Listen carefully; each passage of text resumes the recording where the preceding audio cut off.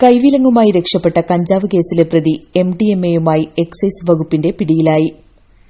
Tirurangadi excise circle ഓഫീസിൽ കഴിഞ്ഞ May 22-ന് 1.120 kilogram കഞ്ചാവ് പിടിച്ചെടുത്ത കേസിൽ അറസ്റ്റ് നടപടികൾക്കിടെ എക്സൈസ് ഉദ്യോഗസ്ഥരെ തള്ളിമാറ്റി കൈവിലങ്ങുമായി രക്ഷപ്പെട്ട പള്ളിക്കൽ ജമാൻസ് നഗർ പുൽപ്പറമ്പ് കളത്തൊടി വീട്ടിൽ മുഹമ്മദ് വാഹിദിനെ 15 ഗ്രാമോളം തൂക്കം വരുന്ന മാരകമയക്കുമരുന്നായ MDMAയുമായി Tirurangadi excise circle inspector Madhusudanan പിള്ളയും പാർട്ടിയും ചേർന്ന് അറസ്റ്റ് ചെയ്തു.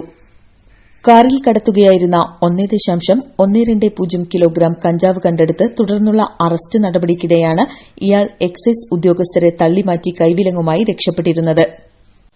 തുടർന്ന് ഇയാളെ പള്ളിക്കൽ ഭാഗങ്ങളിൽ നിരന്തരമായി അന്വേഷണം നടത്തുന്നതിനിടെയാണ് മയക്കുമരുന്നുമായി ഇയാൾ വീണ്ടും പിടിയിലാകുന്നത്.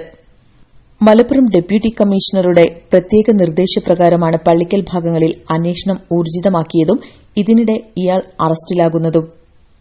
പരപ്പനങ്ങാടി 1-ാം ക്ലാസ് മജിസ്ട്രേറ്റ് കോടതിയിൽ ഹാജരാക്കിയ മുഹമ്മദ് വാഹിദിനെ കോടതി റിമാൻഡ് ചെയ്തു. ഈ കേസിൽ കൂടുതൽ പ്രതികളുണ്ടെന്നും വരും ദിവസങ്ങളിൽ ഇയാളുടെ കൂട്ടാളികൾക്കെതിരെ കർശന നിയമ നടപടി സ്വീകരിക്കുമെന്നും excise circle inspector Madhusudanan Pillai അറിയിച്ചു. പരിശോധനയിൽ അസിസ്റ്റന്റ് എക്സൈസ് ഇൻസ്പെക്ടർമാരായ സുർജിത്ത്, പ്രകേഷ്, പ്രിവന്റീവ് ഓഫീസർമാരായ Dileep Kumar, Rajeesh, civil excise officer Shihabuddin, വനിതാ സിവിൽ ഓഫീസർ സിന്ധു പട്ടേരി വീട്ടിൽ, എക്സൈസ് ഡ്രൈവർ അഭിലാഷ് തുടങ്ങിയവരും പങ്കെടുത്തു. ന്യൂസ് പ്രഭാതം, പള്ളിക്കൽ.